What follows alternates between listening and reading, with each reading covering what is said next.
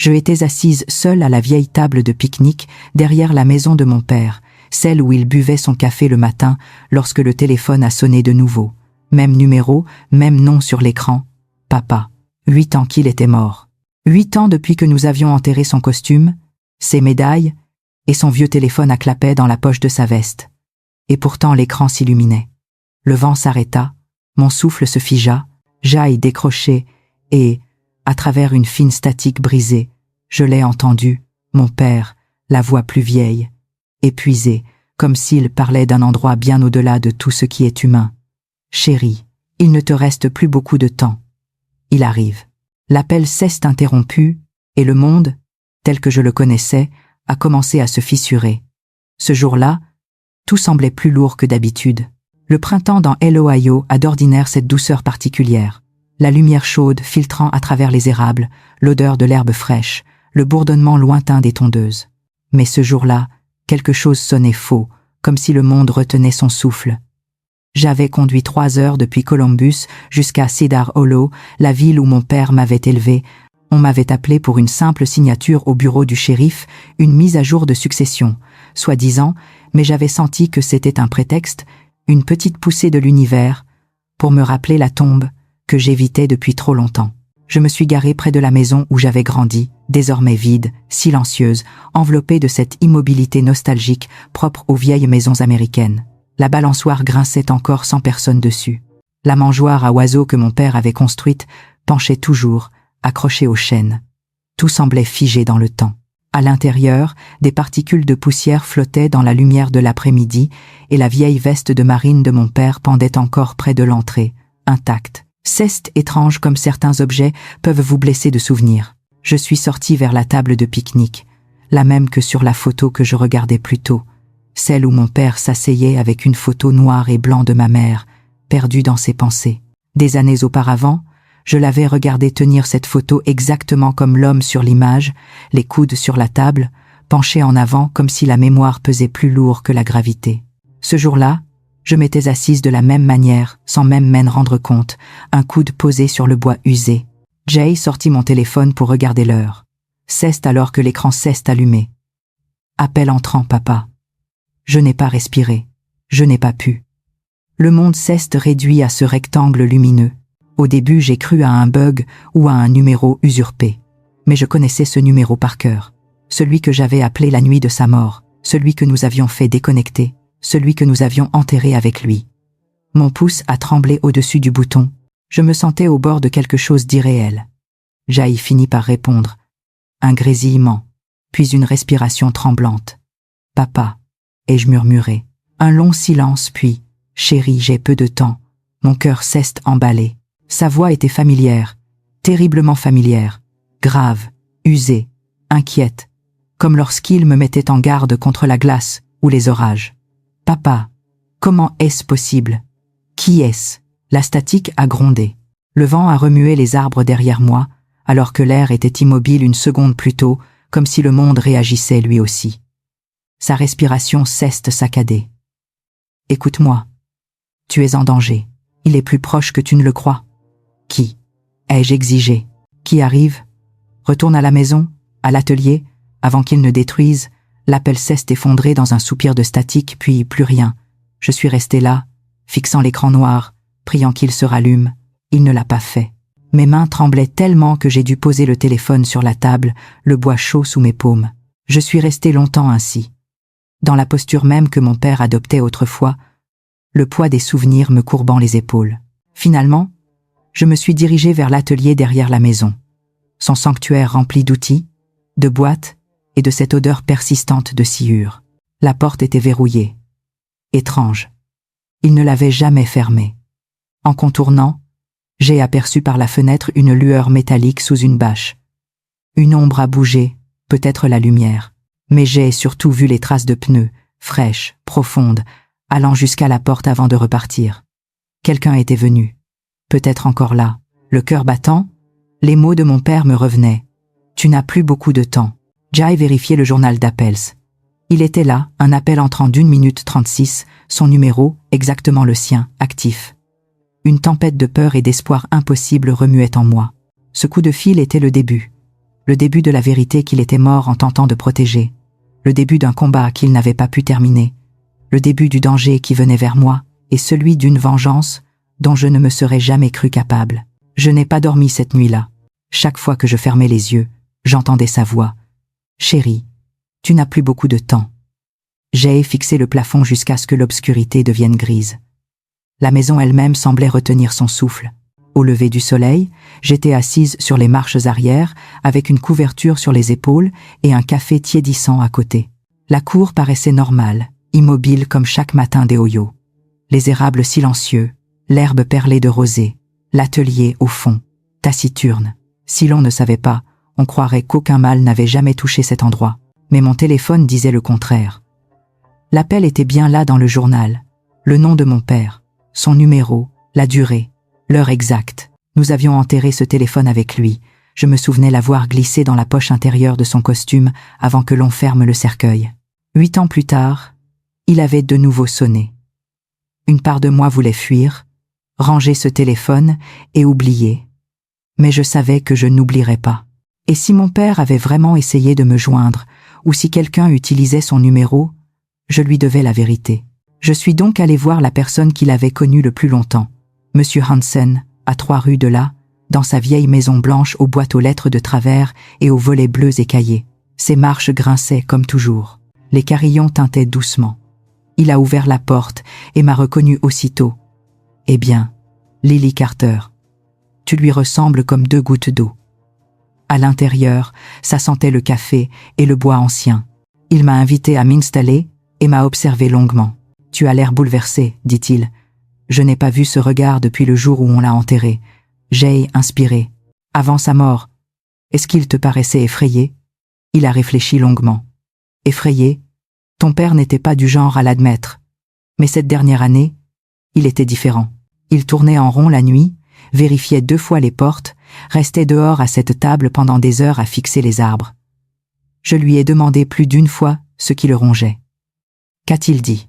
Que quelqu'un essayait de lui prendre quelque chose, répondit M. Hanson. Et que c'était important. Il toussa d'un son profond et rauque que je ne me souvenais pas qu'il avait avant sa mort. Tout a commencé avec la limite de propriété, dit-il. Le relevé, les documents ne correspondaient pas. Quelqu'un a falsifié des papiers, essayé de réclamer une terre qui ne leur appartenait pas, essayé de prendre ce que ta mère t'avait laissé.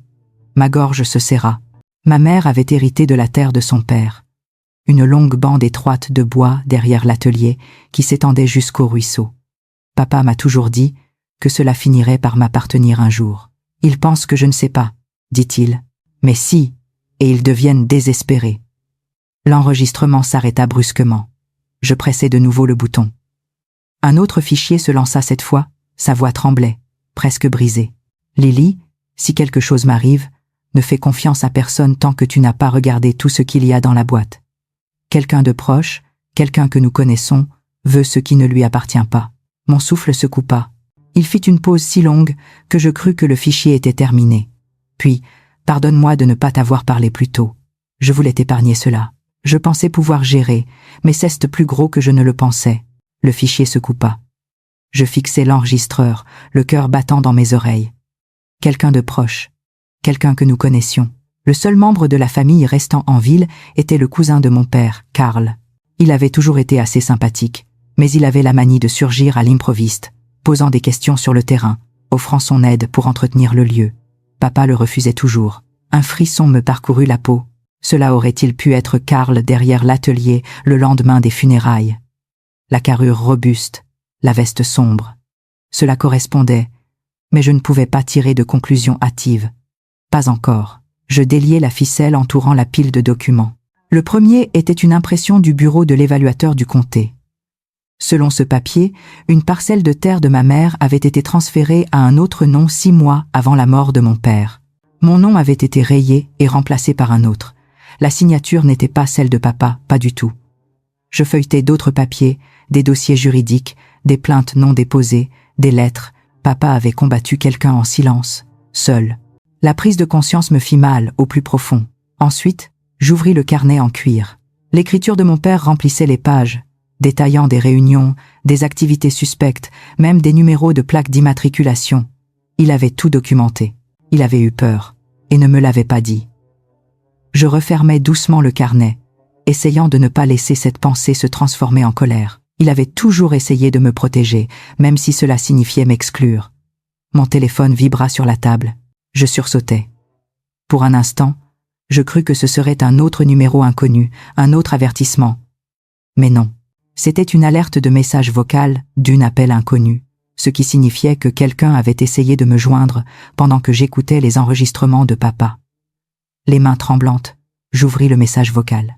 Au début, il n'y eut que le vent sur la ligne, un bruissement lointain, puis un murmure faible, presque noyé par les interférences. « Arrête de creuser ». Le message se termina, 2 mots seulement, mais suffisants. La tempête s'apaisa dehors, se transformant en pluie fine, la maison s'installant dans un silence lourd et inquiétant. Je baissai les yeux sur la boîte ouverte contenant les documents de papa, ses enregistrements, les secrets qu'il avait portés seul. Si quelqu'un avait fait tant d'efforts pour m'empêcher de connaître la vérité, s'il m'avait menacé, surveillé, utilisant le numéro de mon père pour me faire peur, il avait choisi la mauvaise fille. Papa ne m'avait pas élevé pour effrayer facilement, et je n'allais pas m'arrêter maintenant, pas après avoir entendu sa voix à nouveau, pas quand je pouvais presque le sentir à mes côtés dans la pièce sombre, m'encourageant. Je murmurais dans la maison silencieuse, à peine audible. « Papa, je vais terminer ce que tu as commencé. » La tempête passa après minuit, laissant la maison enveloppée dans ce calme lourd et étrange qui suit une longue nuit de pluie. Je ne dormis pas, je ne pouvais pas. Je restais dans le salon avec toutes les lampes allumées, la boîte en bois ouverte devant moi comme une plaie que je ne voulais pas refermer. La maison grinçait de temps en temps, comme le font les vieilles maisons, mais chaque bruit me faisait frissonner comme si quelqu'un testait les planches du couloir. Je réécoutais les enregistrements de papa plusieurs fois, essayant de saisir chaque nuance, chaque souffle, chaque interruption dans sa voix. Il avait eu peur. Je pouvais l'entendre maintenant comme jamais quand il vivait. C'est étrange comme le deuil rend aveugle à certaines choses. Quand on aime quelqu'un, on se dit qu'on remarquerait si quelque chose n'allait pas. On se promettrait de voir les signes, mais on ne pense jamais que le danger pourrait être silencieux, lent, invisible. À l'aube, quand le soleil argenté se leva sur les arbres, j'avais pris ma décision. Je ne resterai pas dans cette maison à attendre un autre appel anonyme ou un moteur rugir au-delà de la limite de propriété. Jen avait assez d'être traquée dans ma propre maison d'enfance. Si papa avait surpris quelqu'un en train de commettre une fraude, si un membre de la famille avait falsifié des documents et volé la terre appartenant à ma mère, puis à moi, il était temps que j'aille plus loin. Je conduisis en ville, juste au moment où le soleil se levait sur le toit du tribunal. Le tribunal de Cedar Hollow n'était pas grand-chose. Juste un bâtiment carré en briques, avec un toit couleur cuivre et un mât de drapeau qui penchait toujours légèrement à droite, peu importe combien de fois l'équipe d'entretien le redressait. Je me garai le long du trottoir à côté d'un parc-mètre fané et entrai. Le bureau du greffier sentait le vieux papier et le nettoyant pour sol. Une femme d'âge moyen, lunettes fines et cardigan violet, triait le courrier derrière le comptoir. Elle ne leva pas les yeux jusqu'à ce que je parle. « Bonjour, je cherche des documents fonciers. Spécifiquement tout ce qui concerne la famille Carter ou les terrains près de Willow Creek Road et tout ce qui a été enregistré dans les 12 mois avant la mort de mon père. » Elle cligna des yeux derrière ses lunettes, les lèvres pincées. « Vous devrez remplir un formulaire de demande. »« Bien sûr, » dis-je en prenant le clipboard qu'elle glissa sur le comptoir. Elle m'observa écrire mon nom. « Carter », murmura-t-elle. « Êtes-vous parente de John Carter ?»« Mon père. » Elle hésita juste assez pour me faire suspendre ma signature. « Je me souviens qu'il est venu plusieurs fois cette dernière année, » dit-elle prudemment. « Il cherchait aussi des documents. »« Quels documents ?» demanda-je. Elle baissa la voix. « Les mêmes que vous demandez. » Un froid glacial me parcourut. « A-t-il dit pourquoi ?» Elle secoua la tête. Il restait discret, mais il semblait inquiet. Après avoir soumis le formulaire, elle sortit plusieurs dossiers, fins avec des bords jaunis, du genre à sembler vieillir sur une étagère depuis les années 1970. À l'intérieur, relevé de propriété, transfert de propriété, évaluation fiscale. Plus je fouillais, plus ma poitrine se serrait. Voilà, un document de transfert de terre daté de 6 mois avant la mort de papa, exactement comme celui dans la boîte. Une signature falsifiée, un tampon notarial d'un comté à 2 heures de route, un nom que je n'avais pas vu depuis des années, proprement tapé sur la ligne du nouveau propriétaire, Carl Murphy, le cousin de mon père. Je le fixais, la bile me montant à la gorge. Carl qui apportait de la bière les week-ends. Carl qui demandait à papa s'il avait besoin d'aide pour gérer la terre après la mort de maman. Carl qui souriait toujours un peu trop quand papa disait non. La greffière remarqua ma réaction. Quelque chose ne va pas? Je déglutis. Carl Murphy a-t-il déposé autre chose à cette période? Elle vérifia son écran. Juste ceci. Et il est revenu environ une semaine avant le décès de votre père, pour se renseigner sur les droits miniers du même terrain. Droits miniers? Willow Creek Road, terre héritée par ma mère, traversée de gisements de schiste. Tout s'assemblait si nettement que cela faisait mal. Papa ne protégeait pas seulement un bien sentimental, il protégeait quelque chose de précieux, que quelqu'un avait voulu au point de falsifier des documents, quelque chose pour lequel on pourrait tuer. Je remerciai la greffière et sortis, le soleil du matin chaud sur mon visage, bien que je me sente loin de l'être. Je sortis mon téléphone et fixai le numéro de Carl. Je ne l'avais pas appelé ni parlé depuis des années. Une part de moi voulait composer immédiatement et exiger des réponses. Mais l'avertissement de papa me murmura à l'esprit. Ne fais confiance à personne tant que tu n'as pas tout examiné. Je conduisis donc au bureau du shérif. Le shérif Dalton avait été ami avec mon père pendant 30 ans. Il avait pêché avec papa l'été, joué au poker avec lui au VFW Hall et aidé à organiser ses funérailles. S'il y avait un homme dans cette ville qui pouvait me dire la vérité, c'était lui. Il n'était pas dans le bureau principal, mais un adjoint m'emmena dans son bureau au fond. Dalton se leva à mon entrée, son visage buriné, affichant un mélange de surprise et de peine. « Lily Carter, dit-il, ça fait longtemps que je ne t'ai pas vue. »« Jai était occupé, dis-je. Travail, la vie, le quotidien. » Puis ma voix s'adoucit. « J'ai besoin de vous parler de papa. » Il me fit signe de m'asseoir. Et lui, je sortis le document falsifié de mon sac et le glissai sur son bureau. « Tu savais quelque chose à propos de ça ?» Il mit ses lunettes de lecture et fronça les sourcils en le parcourant. Transfert des droits miniers au nom de Carl, sans témoin valable. Ce n'est pas normal. Tu penses que c'est faux? Demanda-je. Je pense que c'est bâclé, corrigea-t-il. Et John n'aurait jamais signé un truc pareil. Il était trop fidèle à la mémoire de ta mère. Je sentis mes yeux me brûler. Alors pourquoi ne m'a-t-il rien dit? Dalton se renversa dans son fauteuil, soufflant lentement. Il est venu me voir une fois, une seule. Il ne voulait pas faire d'histoire sans preuve. Il disait avoir besoin de plus de temps pour rassembler des éléments. Son expression se durcit. Puis il est mort. Mon estomac se noua. Tu crois que sa mort était naturelle? Il hésita trop longtemps. Beaucoup trop longtemps. Je pense, dit-il lentement, qu'il y a des questions que je n'ai pas posées assez fort. Je ne répondis pas. Impossible. La pièce semblait trop petite, l'air trop lourd. Dalton se pencha vers moi, baissant la voix. Lily. Carl était endetté. Très endetté. Depuis des années. S'il pensait qu'il y avait de l'argent sous cette terre pétrole, gaz, peu importe, il aurait pu faire quelque chose de stupide, criminel, ou pire. Je repoussai ma chaise, mon cœur cognant dans mes oreilles. Je dois le voir. Dalton tendit la main pour m'arrêter. N'y va pas seul. Je peux gérer, dis-je, même si moi-même je n'en étais pas certaine. Ton père disait la même chose, murmura Dalton. Ces mots me figèrent. Je partis sans un mot, montai dans ma voiture, les mains tremblantes crispées sur le volant. Le léger vrombissement du moteur était le seul son au monde. Je ne roulais pas jusqu'à la maison de Carl. Pas encore. À la place, j'appelais le numéro que je n'avais pas composé depuis l'enterrement de papa et laissai sonner. Il ne répondit pas. Pas besoin. Quelqu'un d'autre le fit.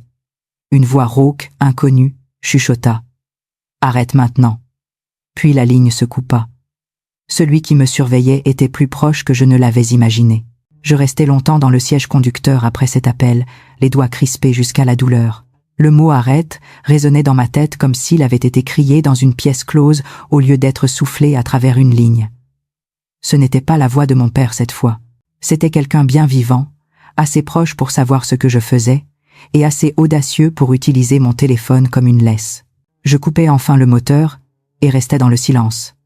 Un pick-up passa sur la route principale, ses pneus sifflant sur les restes de pluie, un peu de musique country s'échappant de sa fenêtre ouverte. Pendant un instant, la normalité de la scène faillit me faire croire que j'étais de nouveau une ado coincée à Cedar Hollow, où mes seuls soucis étaient les garçons les notes et la question de savoir si papa finirait par jeter son vieux fauteuil. Mais mes yeux glissèrent vers le siège passager où reposait le document falsifié et le carnet de mon père, et je me rappelais la vérité. Quelqu'un lui avait volé quelque chose. Quelqu'un avait menti. Quelqu'un l'avait peut-être aidé à partir trop tôt. Je repris la route vers la maison. La ville défilant devant moi avec ses repères familiers, la quincaillerie, le dîner, l'église au clocher de travers, le panneau délavé d'un avocat mort depuis 10 ans. En entrant dans l'allée, tout semblait calme.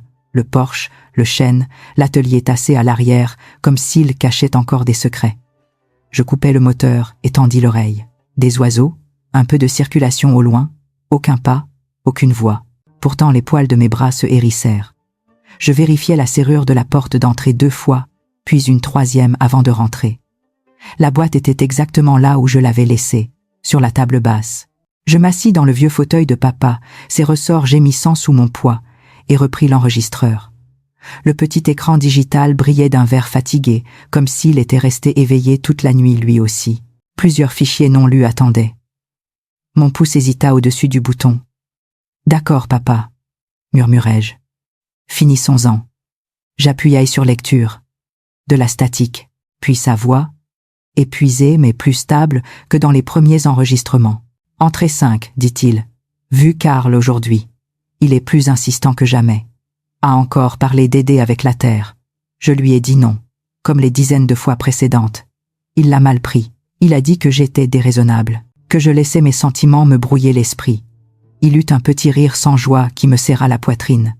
Cette terre, ce n'est pas que de la terre, continua-t-il. C'est la mémoire de ta mère. C'est le ruisseau où tu jouais enfant. Les arbres que son père a plantés. C'est ce qu'on voulait te transmettre, Lily. Il a dit que j'étais dramatique et il est parti furieux. Jai regardait son camion resté au bout de la route 10 bonnes minutes avant qu'il ne s'en aille. L'enregistrement s'arrêta. Jen lançait un autre, entrée 6, voix plus basse. Jay apprit aujourd'hui que Karl est allé au greffe du comté. La greffière Men a assez dit pour que je comprenne. Il essaie de déposer quelque chose dans mon dos. J'ai vérifié les registres. Et évidemment, il y a un transfert à mon nom que je n'ai jamais signé. Du papier froissa près du micro. « Je dépose plainte », poursuivit-il. « Le shérif Dalton dit qu'il va regarder ça, mais je vois bien qu'il ne veut pas que ça explose. Ici, les gens aiment la paix. Je comprends. J'étais comme eux avant de voir ma femme pleurer en craignant qu'on dépouille cette terre jusqu'à la dernière goutte, en laissant seulement une cicatrice là où était son enfance. Je lui ai promis de la protéger.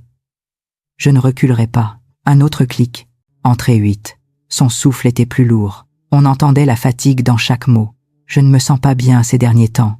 Vertige, oppression dans la poitrine. Je ne sais pas si c'est l'âge, le stress ou autre chose, mais j'écris tout ça au cas où ça tournerait mal. Si quelque chose m'arrive, Lily, sache que je ne leur ai rien donné. Je n'ai rien signé. Tout ce qu'il agite au tribunal est faux. Il fit une longue pause. J'aurais dû te le dire plus tôt, murmura-t-il. Je voulais t'épargner. Tu avais fait ta vie en ville. Bon travail, ton propre appartement. Je ne voulais pas te ramener dans ce bazar de petite ville, mais j'ai peut-être eu tort. Je le vois maintenant. Sa voix se brisa. Je dus mettre ma main sur ma bouche pour retenir un sanglot. Tu as toujours été plus forte que tu ne le crois, dit-il. Plus forte que moi. Si tout cela revient sur tes épaules, je suis désolé. Je suis tellement désolé, ma chérie. J'aille essayer de régler ça avant que ça ne t'arrive. L'enregistrement s'arrêta. Je restais là, le petit appareil entre les mains, mon reflet tremblant dans l'écran. Je voulais lui en vouloir d'avoir tout gardé pour lui. Je voulais lui dire que me protéger en me mettant à l'écart ne me protégeait pas du tout. Mais surtout, je voulais qu'il revienne. Une seule matinée de plus, avec sa tasse de café laissant des ronds sur la table et sa main rugueuse venant tapoter la mienne. Je fis défiler jusqu'au dernier fichier. La date me coupa le souffle. Il avait été enregistré la veille de sa mort. Mon pouce trembla en appuyant sur lecture.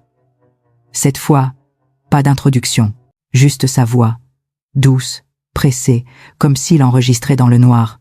« Lily, dit-il, si tu entends ça, c'est que je n'ai pas pu te le dire en personne. » Quelque chose heurta faiblement en arrière-plan. Une porte, peut-être, ou des pas dans une autre pièce. Sa respiration s'accéléra. « Ils ne vont pas s'arrêter, dit-il. Karl est plus impliqué que je ne le pensais. Il n'est pas seul. Je ne sais pas encore qui d'autre est mêlé, mais Jen sait assez pour déranger. Je crois qu'ils vont essayer de me faire peur. Peut-être pire. Sache juste que si quelque chose ressemble à un accident, tu n'as pas intérêt à l'accepter. Je sentais la peur dans sa voix, celle qu'il m'avait toujours cachée. Un bruit retentit, plus proche cette fois, comme quelqu'un avançant dans le couloir.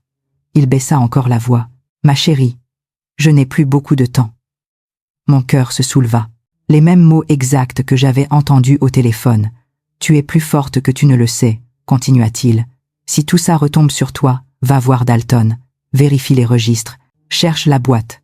Ne les laisse pas prendre ce qui t'appartient, ce qui appartenait à ta mère. Ne fais jamais confiance à Karl. Ni la terre, ni l'argent, rien. Il te sourira pendant qu'il te vole. » Un craquement sec retentit, comme une latte sous un pas. « Ils sont là, » chuchota-t-il. « Je dois y aller. Je t'aime, Lily. Plus que tu ne le comprendras jamais. Souviens-toi. Si quelque chose t'appelle, si quelque chose te semble faux, écoute-le. N'ignore jamais ton instinct. » L'enregistrement se termina sur un clic et une inspiration coupée net. Je restais immobile. La pièce sembla basculer un instant, comme si le sol se dérobait sous moi. Ces mots, cette phrase. « Ma chérie, je n'ai plus beaucoup de temps. » Exactement les mêmes, le même rythme que ceux que j'avais entendus lorsque mon téléphone avait affiché son numéro près de la vieille table de pique-nique. Quelqu'un avait-il mis la main sur ce dossier pour me déstabiliser, usurper son numéro, utiliser sa voix pour me faire fuir? Cela aurait expliqué le premier appel. Cela aurait eu du sens, sauf pour un détail. La nuit de cet appel, juste avant que la ligne ne se coupe, il avait ajouté autre chose. Je m'en souvenais parfaitement, aussi clairement que le nœud dans mon ventre. Maintenant, il arrive. J'aille repasser l'enregistrement 2 fois, puis une 3e. Cette phrase n'y figurait pas. Le message s'interrompait, après « Je dois y aller ». Aucune mention de quelqu'un qui arrive, aucun avertissement dans ces mots exacts. Alors soit mon esprit avait ajouté cette phrase dans un moment de panique, soit quelqu'un ou quelque chose avait terminé la phrase à sa place. Un frisson m'a parcouru jusqu'aux doigts. Je n'étais pas du genre à voir des fantômes partout. Je croyais aux factures, aux échéances et au pragmatisme du Midwest. Mais je croyais aussi à l'instinct d'un père, à cette façon qu'a l'amour de franchir parfois la frontière du raisonnable. Quelle que soit l'explication, une chose était certaine. Mon père savait qu'il était en danger et il m'avait laissé une feuille de route. Dossier foncier, nom, preuve, avertissement. Il m'avait aussi laissé un choix. Tourner les talons, prétendre que je n'avais jamais ouvert la boîte, vendre la maison et retourner à ma vie tranquille à Columbus, ou poursuivre ce qu'il avait essayé de faire, quoi qu'il m'en coûte. J'aille regarder autour de moi le vieux fauteuil, les photos ternies, les marques sur la table basse où son alliance tapotait lorsqu'il réfléchissait. J'aille penser à ma mère, à la confiance qu'elle avait placée en lui pour protéger l'héritage de son père. D'accord, ai-je soufflé dans l'air immobile, tu voulais que je m'en mêle, tu miases. J'aille pris la clé USB et l'ai retournée entre mes doigts. Une bande de ruban adhésif y était collée, et l'écriture de mon père ci étalée en encre bleue. Si je ne suis plus là, donne ça à Dalton. Je l'ai refermé dans ma main, comme un témoin con me passait dans une course. Très bien, papa, ai-je dit, la voix plus ferme. Montrons-leur ce que tu voulais me dire. Je suis resté un moment à fixer la clé USB avant de la glisser dans ma poche. Elle semblait plus lourde que du simple plastique, comme une dernière mission, une dernière demande préparée bien avant sa mort. Dehors, la pluie s'était enfin calmée, mais le monde restait gris et délavé derrière la fenêtre du salon. Cedar Hollow paraissait toujours plus étroit après un orage, comme si la ville retenait son souffle en attendant que les routes sèchent. Jay prit mes clés et me suis dirigé vers la porte. Si mon père voulait que le shérif Dalton voie la clé, c'était la prochaine étape. Il avait toujours dit que Dalton était l'un des rares hommes dignes de confiance dans une petite ville pleine de secrets. J'espérais sincèrement qu'il avait raison. Le bureau du shérif était presque vide quand je suis arrivé. Un jeune adjoint m'a reconnu et m'a envoyé directement vers le bureau de Dalton. Il était derrière son bureau encombré, lunettes basses sur le nez. En me voyant, il se redressa. « Tu n'as pas dormi ?» dit-il doucement. « Non » ai-je répondu en m'asseyant. Et avec ce que j'ai trouvé, je ne risque pas de dormir de sitôt. J'ai sorti la clé USB et l'ai posée au centre de son bureau. Les yeux de Dalton se sont écarquillés. Où as-tu trouvé ça? Papa l'avait caché, ai-je dit. Sous les lattes, avec des documents et des enregistrements. Le shérif hésita puis la prit. Des enregistrements? Je sais ceux avec quoi il se débattait. Les terres. Les faux documents. Karl. Ma voix a tremblé. Il savait que quelqu'un le traquait. Dalton inspira longuement, comme quelqu'un qui avait toujours redouté le pire, sans jamais avoir eu le courage ou les preuves pour pousser plus loin. Il brancha la clé dans son ordinateur et lança le premier fichier. Nous nous sommes penchés en avant. Une vidéo apparut floue, tremblée, filmée avec l'ancien caméscope de mon père. L'atelier s'afficha, faiblement éclairé. Puis le visage de mon père entra dans le cadre. Il semblait plus vieux que dans mes souvenirs, les épaules lourdes, le regard épuisé. Il vérifia 2 fois derrière lui avant de parler. « Si quelque chose m'arrive, dit-il, je veux que celui qui regarde sache que Karl ne veut pas seulement voler les terres. Il travaille avec quelqu'un. Je ne sais pas encore qui, mais je sais ceci. Ce qu'il prépare n'a rien de légal. » Mon souffle cesse de bloquer. Mon père continua, plus bas. Il avait trouvé des piquets de bornage qui n'étaient pas les siens. Quelqu'un avait marqué le lit du ruisseau comme s'il le possédait déjà. Ils avaient testé le sol. Il montra un petit flacon d'eau boueuse. Résidu de pétrole. Peut-être de gaz.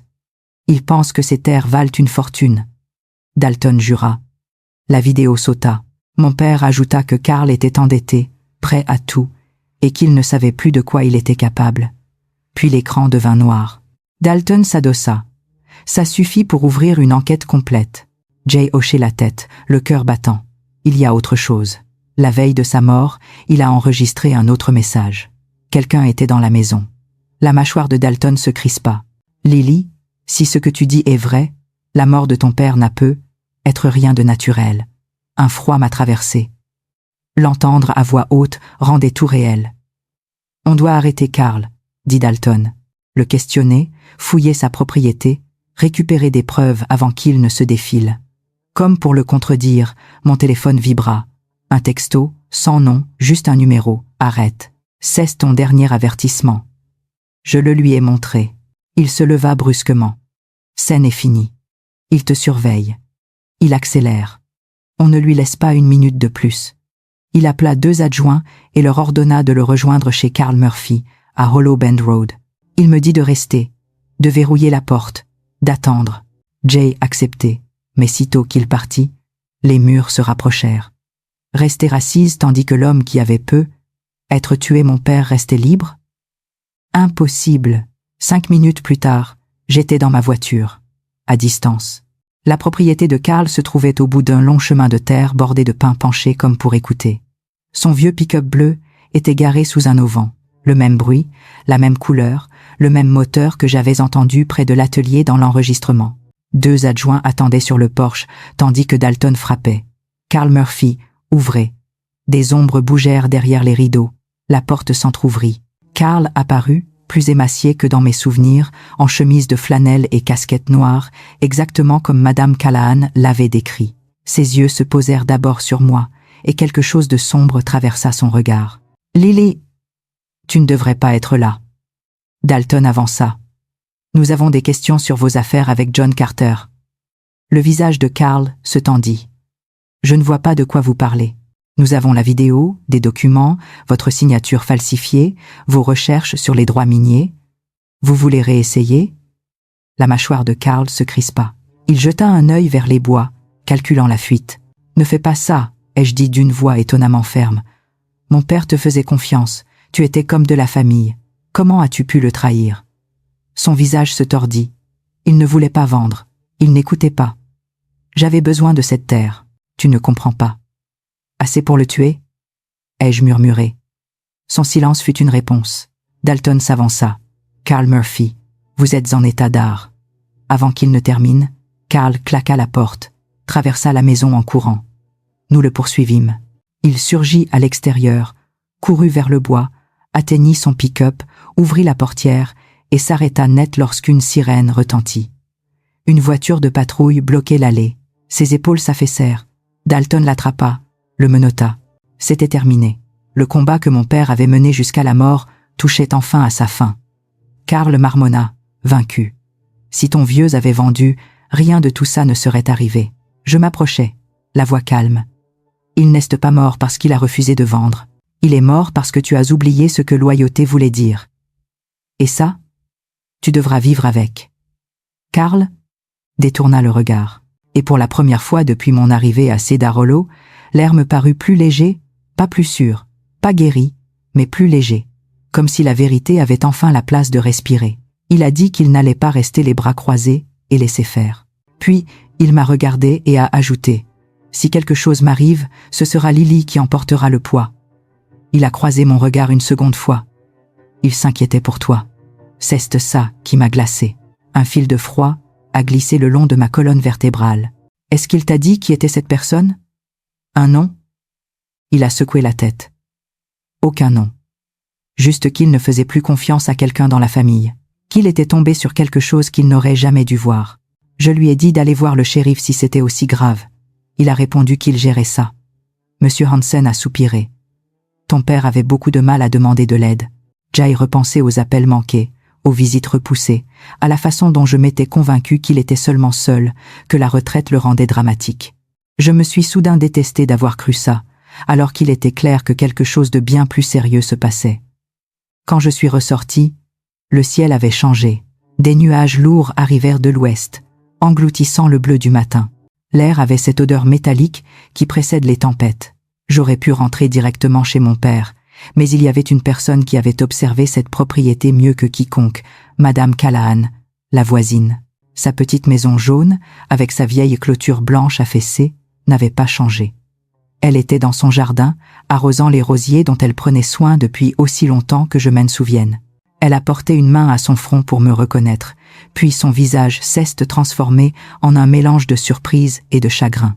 « Lily » a-t-elle appelé. « Oh, ma chérie, viens là. » On s'est retrouvé près du portail et elle m'a serré dans une étreinte douce et prudente. « Tu n'es pas revenu souvent, » dit-elle gentiment. « Je sais, » ai-je répondu. « La vie m'a débordé. Elle déborde toujours. Jusqu'au jour où elle ne déborde plus, » murmura-t-elle en me regardant de plus près. « Qu'est-ce qui ne va pas? J'ai besoin de te demander quelque chose au sujet du lendemain de l'enterrement. As-tu vu quelque chose d'inhabituel ?» Son expression a changé. Elle a jeté un regard vers la propriété de mon père, puis est revenue vers moi. « Je me demandais quand tu poserais la question, » souffla-t-elle. « Viens à l'intérieur, ma chérie. » Sa cuisine était une capsule temporelle. Rideaux en dentelle, papier peint fleuri, un petit ange en porcelaine au-dessus de l'évier. Elle m'a posé une tasse de thé devant moi, sans rien demander, et s'est assise en croisant les mains. « Le matin après qu'on a enterré ton père, » dit-elle, « j'étais à cet évier-là. J'ai vu un camion se garer derrière sa maison, pas dans l'allée, derrière l'atelier. Mon cœur s'est emballé. Tu sais qui c'était? » « Je n'ai pas vu son visage, » répondit-elle. Il portait une veste sombre et une casquette noire tirée très bas. Costaud, il est allé droit dans l'atelier comme s'il savait exactement où il allait.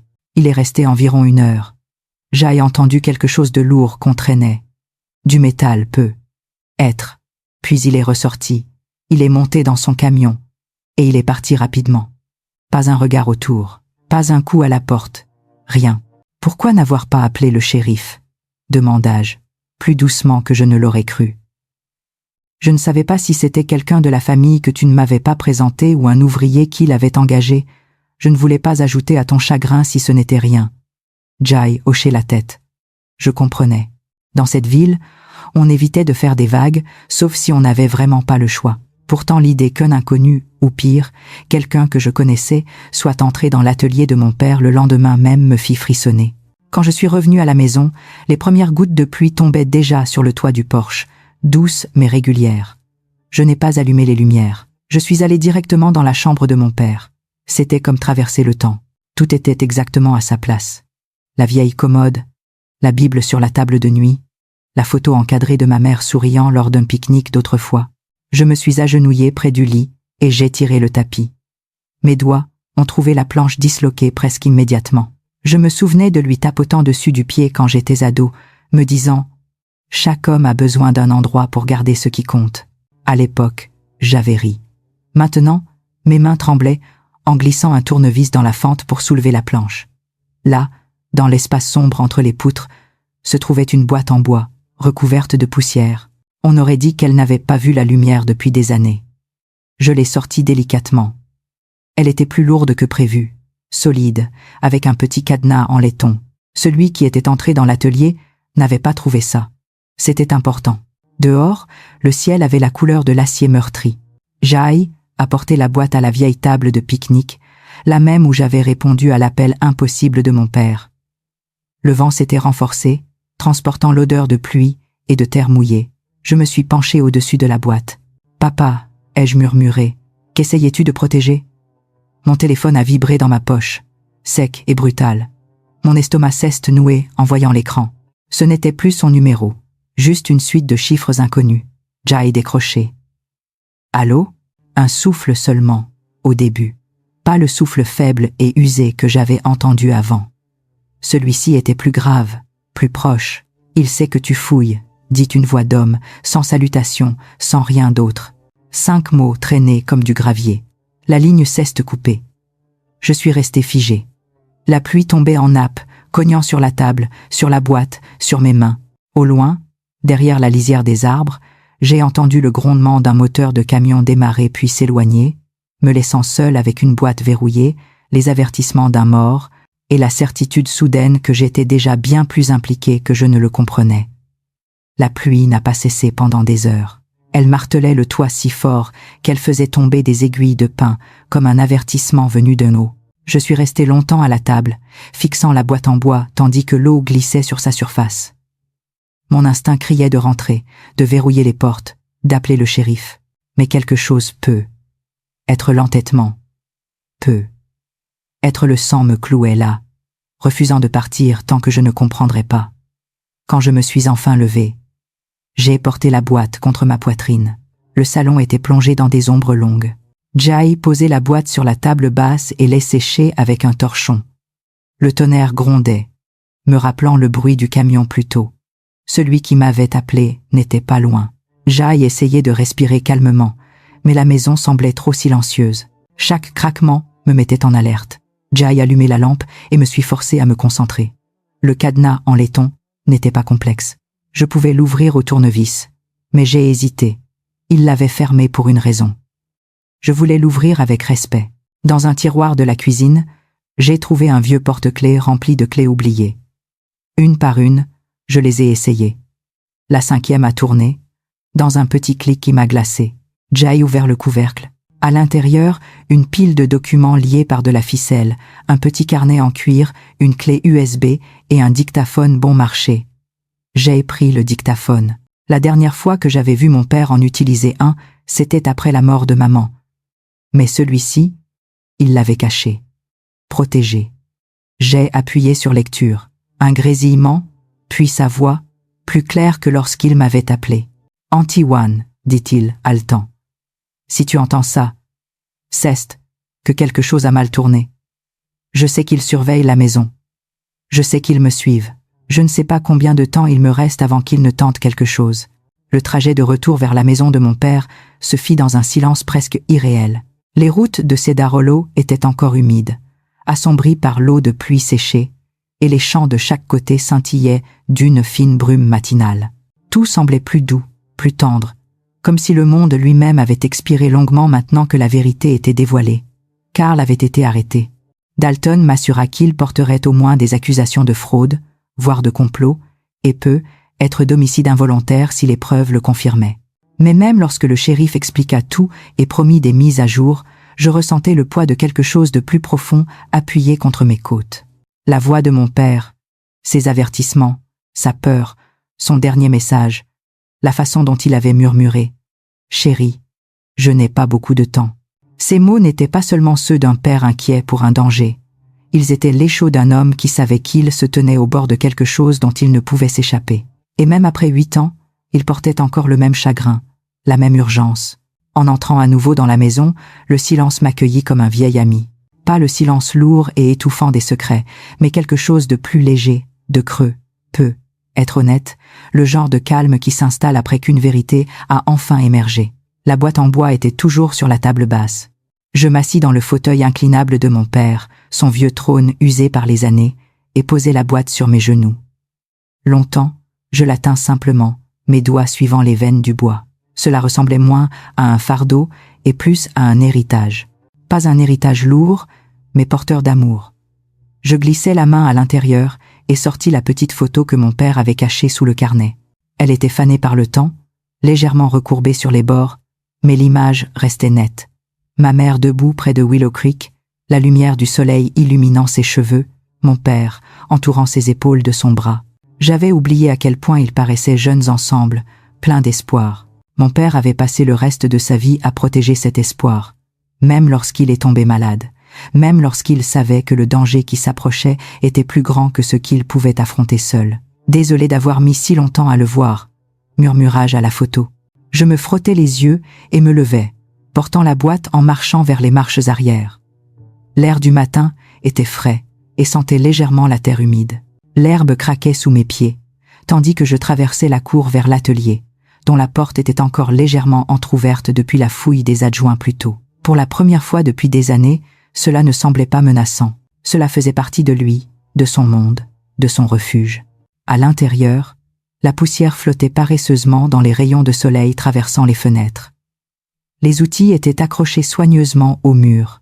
Une nichoire à oiseaux à moitié finie reposait sur l'établi, comme si mon père était sorti faire une pause dont il ne reviendrait jamais. Je posai la boîte sur l'établi et passai la main sur la surface usée. « Je l'ai fait », murmurai-je dans l'air immobile. « Jay suivit la carte que tu m'as laissée. » Ma voix se brisa. « J'espère que c'est suffisant. » Comme pour répondre, l'air bougea doucement, trop subtil pour être une brise complète, mais assez pour faire glisser quelques copeaux de bois sur l'établi. Je fermai les yeux, laissant le moment s'ancrer dans mes os. Plus tard, dans l'après-midi, je conduisis jusqu'au cimetière de Cedar Hollow, apportant des fleurs fraîches, des lits blancs, ceux que papa achetait à maman quand il voulait s'excuser sans mots. Le gravier craquait sous mes chaussures, tandis que je marchais vers la petite colline où il était enterré. Sa pierre tombale était simple, sobre. John Carter, mari et père bien-aimé. Je m'agenouillai et écartai quelques feuilles tombées. Pendant un instant, je ne pus parler. Trop de mots. Trop d'années entre nous. Trop de regrets qui avaient poussé comme du lierre sur les bords de mon cœur. Je t'ai entendu, dis-je enfin. Être pas de la manière dont la plupart des gens entendent, mais je t'ai entendu et j'ai écouté. Une brise traversa la colline, soulevant mes cheveux, chaude et douce, comme une main caressant ma joue. Je sortis mon téléphone, non pour appeler, mais pour regarder le journal des appels une dernière fois. L'appel du numéro de papa y était toujours, preuve de quelque chose que je ne pouvais expliquer, quelque chose de plus profond que des actes de propriété ou des signatures falsifiées, quelque chose enraciné plus profondément que la peur. L'amour ne disparaît pas quand une personne meurt. Parfois, il trouve un moyen de se faire entendre malgré tout. Je me levai et déposai les fleurs au pied de la tombe. « C'est fait », murmurai-je. « Ils ne nous prendront plus rien, je le promets. » Pour la première fois depuis 8 ans, le nœud dans ma poitrine se desserra. Pas complètement, le chagrin ne disparaît jamais, mais assez pour respirer plus librement, assez pour laisser de la place à quelque chose de nouveau. La paix. De retour dans ma voiture, le soleil descendait derrière les collines, étirant de longues traînées dorées dans le ciel. Je mis le contact, fis une pause et regardai le siège passager où reposait le carnet de papa. Je ne me sentais plus seul, pas comme au début. Lorsque la peur me suivait à travers la ville, l'ombre longeant la limite de la propriété, les appels anonymes, tout cela semblait maintenant lointain, comme un cauchemar qui se dissout dès que la lumière du matin touche votre visage. Je sortis du cimetière, conduisant lentement vers un avenir que mon père n'a jamais vu, mais qu'il avait combattu pour protéger. La route devant moi semblait plus claire qu'elle ne l'avait été depuis des années. Et alors que j'atteignais la fin de l'allée, mon téléphone vibra doucement avec un seul nouveau message vocal. Pas d'identifiant d'appelant, pas d'horodatage défectueux, juste un fichier. Mes mains tremblaient en l'écoutant. Un souffle, un murmure que je ressentais plus que je n'entendais. « Chérie, je suis fière de toi. » Le message se termina. Pas de bruit, pas de distorsion, juste de la chaleur.